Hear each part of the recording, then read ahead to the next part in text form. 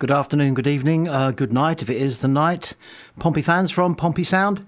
Here is the very latest update for Tuesday the 8th of April.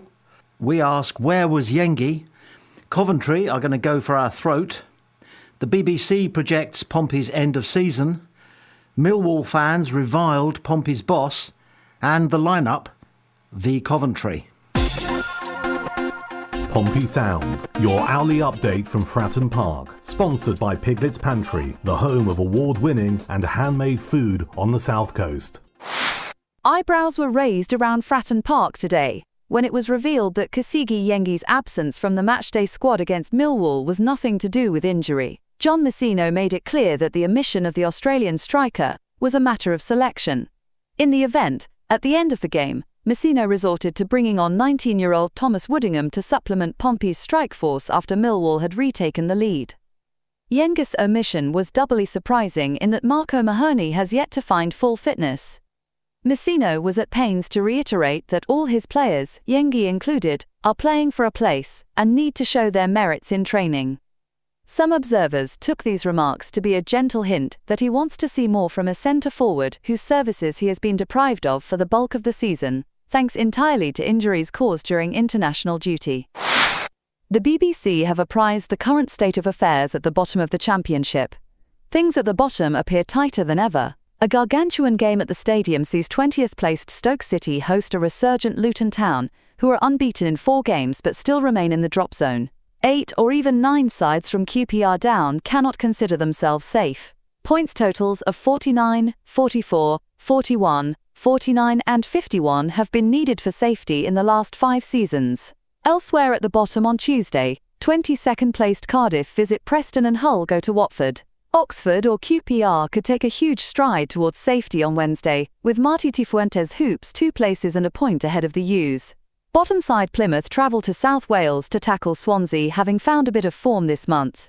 Miron Muslik's side are just 4 points off Derby in the final safe position and go into this match buoyed by taking 4 points from their last 2 games, including Saturday's 2-1 win over Norwich. Former EFL star Sam Parkin believes that after Bristol City leapfrogged Coventry City to get into the Championship's top 6, the onus will be on Frank Lampard's team to attack Portsmouth, and they will on Wednesday. The race for the playoffs has started to heat up with Middlesbrough, Bristol City, Coventry City and West Bromwich Albion, all fighting for the final 2 spots in the top 6. Just 3 points separate the 4 clubs, and a nervy battle has been going on among them. Prior to the match against Burnley, one that Lampard's men lost 2-1 in the end, Coventry were placed 6th in the table. But Bristol City's 2-1 win over Watford meant that Liam Manning's team were able to leapfrog Coventry to replace them in 6th spot. Former hitman Parkin feels that the match against Portsmouth will bring out a response from the home side on Wednesday. Giving an assessment of Portsmouth, Parkin told the Championship Score Predictions show, "I think Portsmouth are going to be safe. Derby at home, it's an unbelievable week they have got. Derby at home at the weekend, but I have to go with my gut here, I think. I wasn't overly impressed with Coventry at the weekend, albeit it was against Burnley. I think they will come out here now that Pack has changed and Bristol City have won and leapfrogged them, so the onus is really on them to attack this game and I think they will. I'll go for them to win by 2-0. Bristol City will play West Brom a day before and will get the opportunity to extend that lead even further, which would put more pressure on Coventry to go at Portsmouth from the off.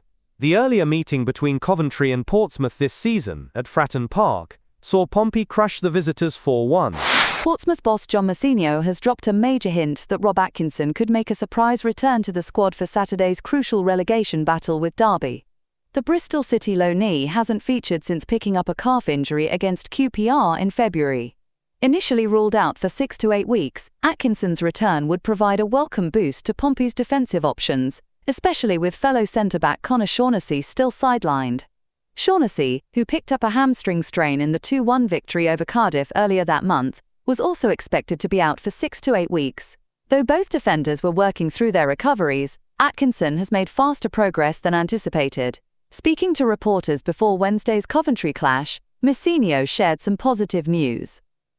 Rob should be back training with the squad this week and might even make the bench on Saturday.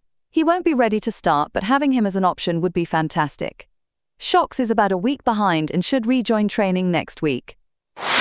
Millwall FC is looking into allegations that fans used discriminatory language towards Portsmouth manager John Messineo during Saturday's match. While Messineo has reported the incident, he's still waiting to hear back from the FA about the comments he faced during his team's 2-1 loss.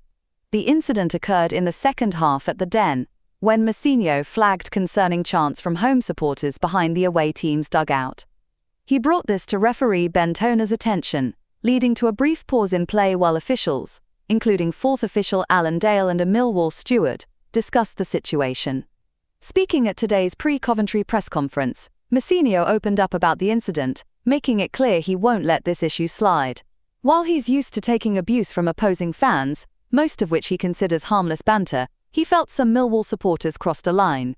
"I can handle pretty much any abuse thrown my way," Messineo told the News, "but discrimination is different. While it didn't affect me personally, that kind of language can really hurt others. We've made progress fighting discrimination in football, but Saturday's response was disappointing.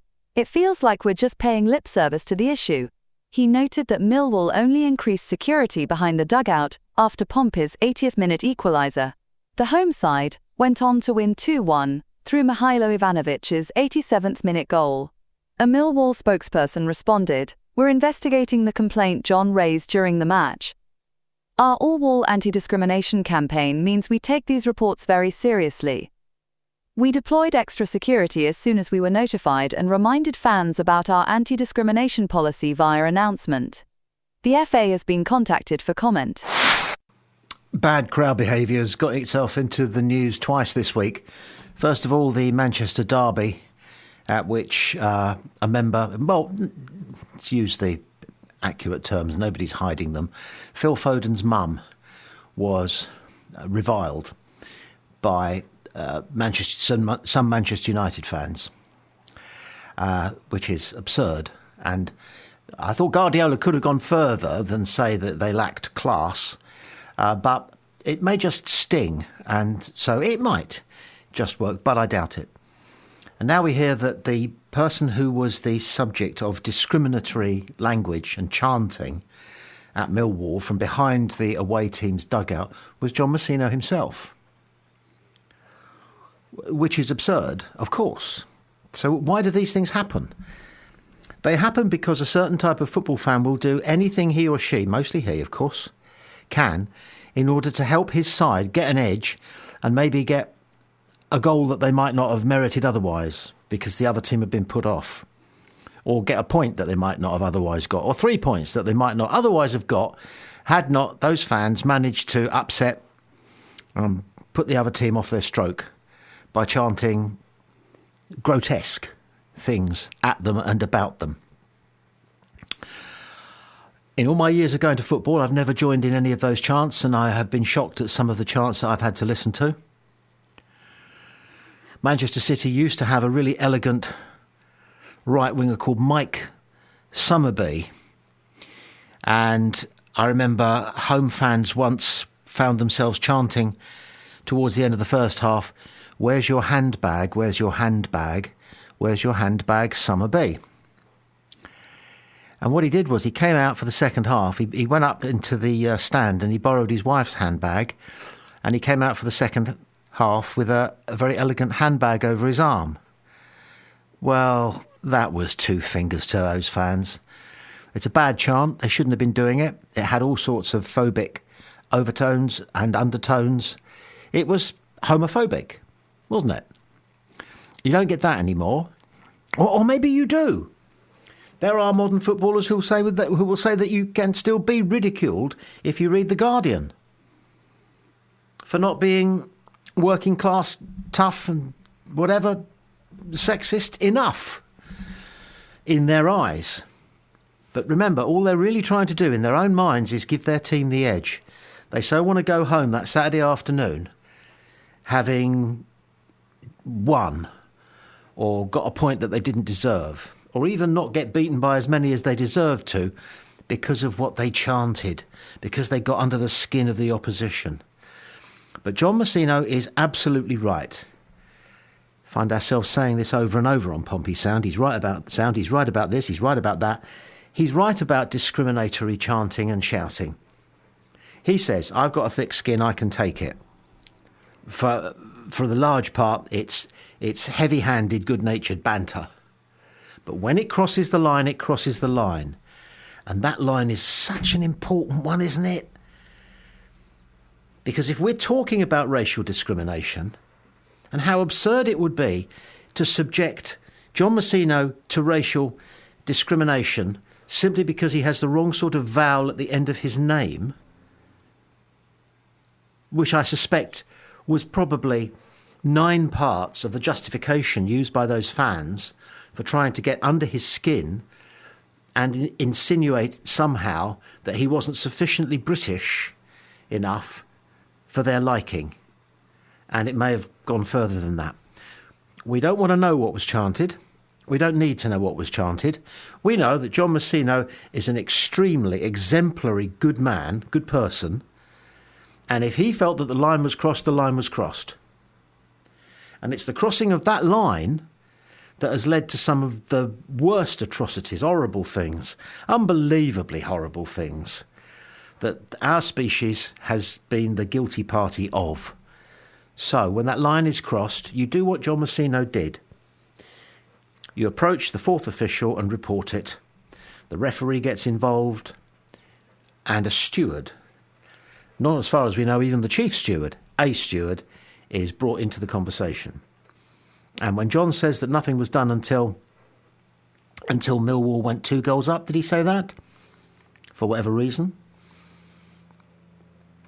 For whatever reason. You can put 2 and 2 together and get 5 if you want to. They didn't act on it until Millwall were back in front. That's what he says happens. He's not implying anything.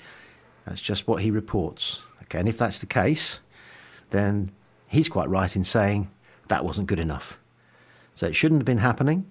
And when he took action using the proper channels, that wasn't successful. And will it continue from that section of those fans targeting the away dugout and therefore all the away players who they feel that they can upset, emotionally injure? Will it continue? John Messino's point again is almost certainly. Because as he says, they make the videos, they put the word out that it is unacceptable. That's the word that's always used. It's unacceptable. And yet it goes on and on and on. And will go on and on and on until some examples are made of sections of certain crowds that engage in this sort of thing. This is Pompey Sound.